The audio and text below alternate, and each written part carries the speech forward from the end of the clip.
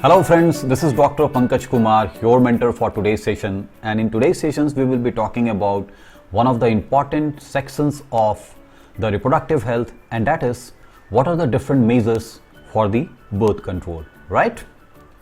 So you see, there are a wide range of contraceptives available, okay, depending upon the choices, depending upon the age group, right?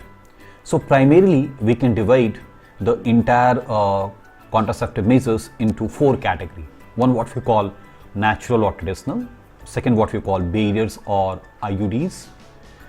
Third, what we call oral contraceptives and injectables. And finally, the implants and the surgical methods. Okay. So one by one, we will discuss about all these things, right? Let's talk about first of all, the natural methods. Okay. So in case of natural methods, what happens? It works on the principle of avoiding the very chance of the meeting of ovum and sperms, right? So periodic abstinence is one of such method in which what happens that the couples avoid the coitus from day 10 to 17 of their menstrual cycle, because we know very well at that time the ovulation is not expected. Okay, so that is why, so this is the safe period what we can say, and during that period the chances of conception is very, very less. Another what we call withdrawal or coitus interruptus. It is just a method in which the male partner just withdraws his penis from the vagina just before the ejaculation. So again the objective is that to avoid the meeting of ovum with the sperms. Okay, so in the process what happens, insemination is avoided, right? So this is what we call the natural methods, right? Now there is one more natural method what we call lactational amenorrhea. So what happens immediately after the childbirth up to the period of 6 months, when the baby is feeding on mother's breast, then there is a general absence of menstrual cycle. Okay, during the period of intense lactation, what happens? Ovulation is not there, so the very chances of getting conceived during that period is very, very less. Okay, so as long as the mother breast feed the child, chances of conception are almost nil, but this situation prevails only up to 6 months. Okay, and why it happens? Because while a woman is lactating, the levels of hormone prolactin increases, because prolactin is required for the synthesis of milk, right? So as a result, so ovulation is going to be suppressed. Okay, so since ovulation is going to suppress, naturally the fertilization cannot happen. Okay, but as I told you, this particular method is valid only for the 6 months, right? Now let's talk about the barriers. There are different kind of barriers. So again, in case of barriers, the philosophy is that the male and female, the gametes should not meet. Okay, so these methods are available both for male as well as the female, right? One of the popular what we call condoms.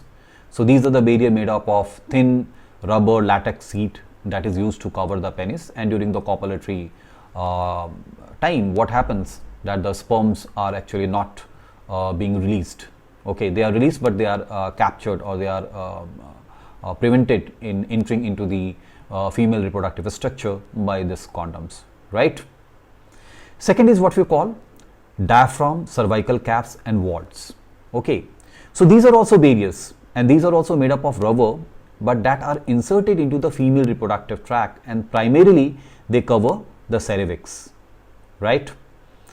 But you see, the very difference between condoms and this female thing is that the condoms cannot be reused, but these diaphragm, cervical caps and vaults can be reused. But in both of the case, they prevent the entry of a sperm. Okay, so this is what we call barrier, right? Now let's talk about intrauterine devices. So what happens? These devices are inserted by doctor or expert nurses in the uterus through vagina. There are different types of IUDs, right? Presently available non-medicated IUDs are what we call lipase loops, copper T, copper 7, multilode 375 and LNG 20. Okay, so now the next question is how IUD works. Actually what happens, IUD increases phagocytosis of sperms. How? they release a copper, right? And the copper, what copper does? Copper suppresses the sperm motility, okay? And when the sperm motility is suppressed, then fertilizing capacity by default it is going to be checked, okay?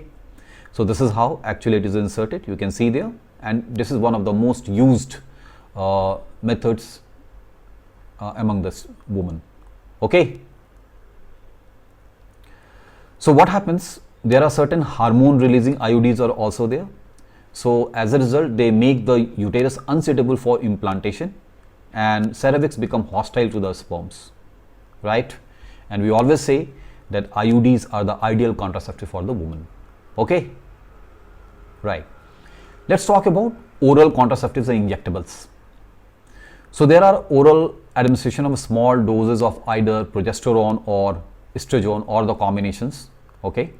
So contraceptive pills usually taken daily for a period of 21 days. So these are the old contraceptive pills, right? But nowadays what happens, there is a one contraceptive pill called Saheli. This has been developed by CDRI, that is Central Drug Research Institute in Lucknow, and this is what we call once a week pill, okay? So you are not supposed to take on a daily basis. But how it works? It works by inhibiting ovulation and implantation, okay? So it alters the quality of cervical mucus to prevent or retard the entry of a sperm. So that is how actually it works, right? So there are few injectables as well. For instance, progesterone alone in a combination with estrogen can be used by females as an injections, right? So their mode of action is similar to that of pills. So they are also going to prevent the very process of ovulation, okay? But the effectivity period of the injection is much longer than the pills, right? There is one more thing, what we call implants, okay? So it is a tiny things you can see there, that is a tiny subepidermal implant. So that is implanted, inserted under the skin of the upper arm, right? So the implant, what actually it does, it releases hormone, and that keep ovaries from releasing eggs and thicken the cervical mucus, okay? So as a result, the very entry of sperm is going to be blocked, right? So that's why, that's how the implant is going to work, okay? The important thing about implants is that it prevents pregnancy for 3 years. So the efficacy is for the 3 years, right? And mostly it is very much prevalent in Western countries, okay? Now let's talk about the surgical methods. So surgical method is applicable for both male as well as the female, right? So here what happens, that either in male or female, it is going to block the gamete transport. And once the gamete transport is going to be blocked, thereby the conception cannot happen, okay? So what we see, vasectomy. So in case of vasectomy, what happens, you can see there here, the vasa deferens is cut and tied, so that whatever the sperm that is formed, it cannot go there, okay? So sterilization procedure in the male is called vasectomy, and here a small part of vasa deferens is removed or tied up, okay? This is what we call vasectomy. So this is just half an hour surgery for male, and thereby this is actually being done, okay? Similarly, in case of female, there is what we call tubectomy. So here what happens, that small part of fallopian tube is actually being tied. You can see there, fallopian tube be cut and tied, right? So naturally, we know very well that fertilization is going to happen in case of fallopian tube. When it is going to be tied, so naturally the fertilization cannot happen, okay? So in this way, the sterilization is going to be achieved, right? So these techniques, particularly surgical methods, are highly effective. There is no chance of any failure in it, okay? There is one more thing, what we call medical termination of pregnancy. So it is exercise when there is a chances of some abnormal fetus or some genetical disorders which is perceived, okay?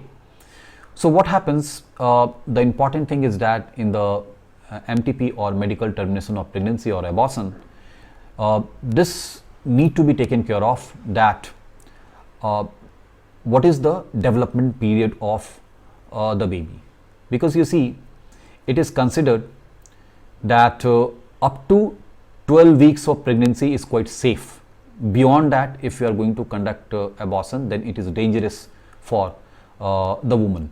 Okay, so medical termination of pregnancy are considered safe during the first trimester up to 12 months only. Okay, so what is the safest way? The safest way, the use of drug, the two medicine what we call mifepristone and misoprostol. Okay, so they are popularly called as abortion pill, right? And what they do, they just cause contraction of the womb. As a consequence, what happens? Womb expels the pregnancy. So during the process, women get painful cramps, vaginal blood loss, and that is more than a normal menstruation, nausea, vomiting, and diarrhea. These are some of the side effects, right?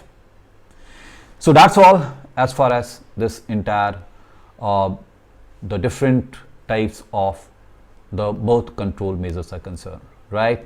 Thank you.